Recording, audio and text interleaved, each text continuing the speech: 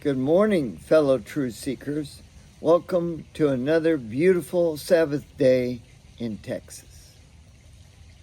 Every day is a beautiful day, but today is exceptionally nice weather, and so we're filming outside, and it is marvelous.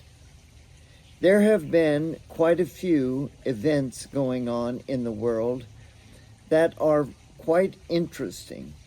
Some are financial, some are political, and some are just global stuff happening. And we need to interpret these events. But before we interpret these events, I want to ask you, have you ever met Noah? No. No. But God met Noah and came to him and said, I want you to build an ark. Mm-hmm. Now, had it ever rained? No, it had never rained. So why do you need an ark? For the future rain. But who's going to believe Noah when he says it's going to rain? And it's never rained. So everybody's going, this guy is not only mucho locos, he's building this huge, huge ark on dry ground. Yeah. It's never going to even have a lake to float in, let alone it's so big it won't float, it'll just sink. Well, God said, build the ark. And it took Noah 120 years to build the ark.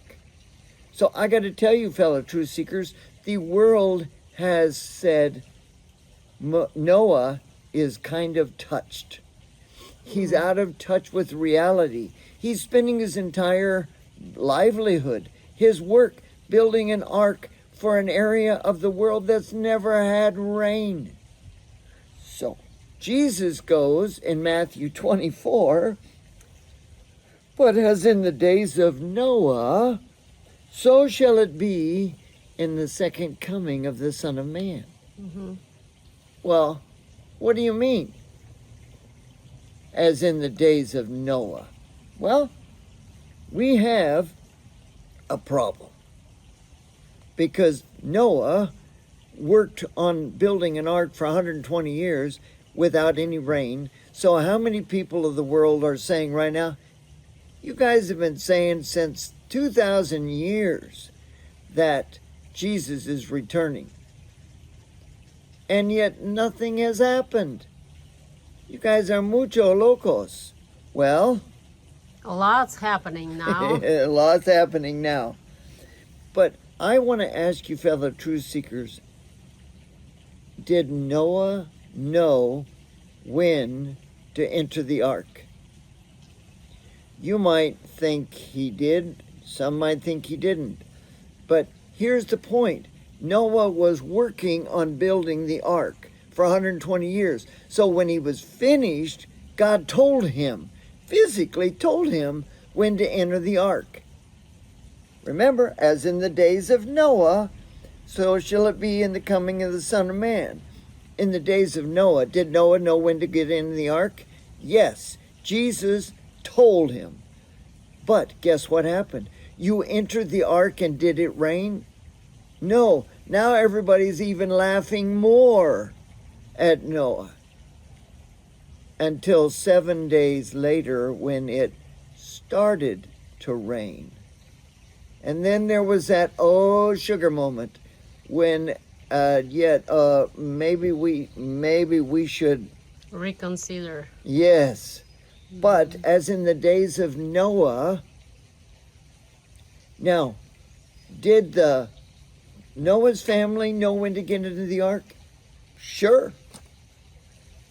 Were they expecting to be told when to get into the ark? Yes. Did the world and even the believers, or whatever that might have been called back in that time, know when to enter the ark? No. You mean God didn't tell them? Oh, I don't know. God told him for 120 years, get ready, get ready, get ready.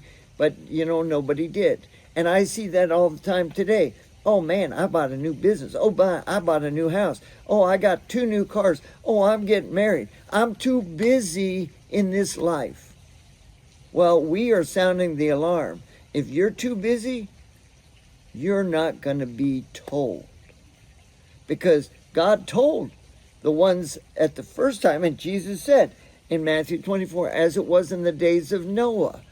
And everybody, but what it says in there, underneath that, it says, as in the days of Noah, they were eating, drinking, marrying, giving in marriage until the day that Noah went into the ark. And they did not understand. Oh, sugar. They didn't understand until the rain came. They were so busy doing things that they didn't have time to listen to God. Well, right now, we have this text that everybody keeps quoting. I even heard it on the internet yesterday. Nobody knows the day nor the hour. Nobody knows the day nor the hour. I mean, if I had $1 for every time I heard that, I'd be a millionaire today, because everybody goes, hey, you can't, you don't know when, so don't even go there. But that's not what Jesus says. Jesus says, nobody knows the day nor the hour. But did Jesus say nobody knows the month or the year? No, he said you can recognize the seasons. Well, of course he does. In Thessalonians, he says, for you yourselves are fully aware that the day of the Lord will come as a thief in the night to those who are not looking. Now, but for those that people are saying peace and security, sudden destruction. Oh, you mean to tell me when there's no wars, when there's nothing but just peace and safety, that's when and they will not escape. But then Jesus says, but you are not in darkness, brothers, for that day to come upon you as a surprise, as a thief in the night. You are awake. So therefore, there's 2 groups that Jesus is talking to through Paul. There's the unbelievers, those that are spiritually asleep, and there's the believers that are watching and waiting. So, fellow truth seekers, if you want to quote the day nor the hour, and you want to say nobody knows, nobody knows, nobody knows, and you want to be asleep, God ain't going to tell you when to get into the ark. Only those who are watching and waiting. And that's where Jesus said, don't be surprised. Look at the times and seasons. Those alert to prophecy, living ready in holiness. Jesus said, if you had known, you would have been awake when the thief entered the house. So then in Luke, Jesus says, stay awake at all times. You mean I got to stay awake my whole life? And you mean I'm wasting my whole life staying awake for Jesus when I could be out buying a new car, working a second job, or getting something better for this world? Jesus said, stay awake, praying that you have the strength to escape all these things. So you want me to stay awake all the time on my whole life? That's what Jesus is saying. Stay awake, fellow truth seekers, because in the hour you think not, I'm coming. So I am saying right today, when we look at the days of Noah, God told Noah when to enter the ark. It was 120 years before God told him, because he had a lot of work to do. And there is a lot of work going on. Certainly we know, and I would say, fellow truth seekers, with the death of Charlie Kirk, a revival around the world has begun. Do you know there was 2,400 turning point chapters before Charlie's death? There have been over 66,000, yes, that's 1,000 new applications to become another turning point chapter. That's definitely a revival. Yes, I mean, it's coming. And with that, Jesus is coming. We're having events happen this week that are alarming. I mean, President Trump is calling 800 of the top war generals and all the different officers. To Maryland. Yep. For a meeting. All of them from all over the world, calling them all back home for a meeting.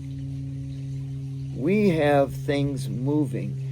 All of over half the UN walked out on Netanyahu's speech at the UN. We have things going on that God is giving us. For those who are watching and waiting, God is giving signs.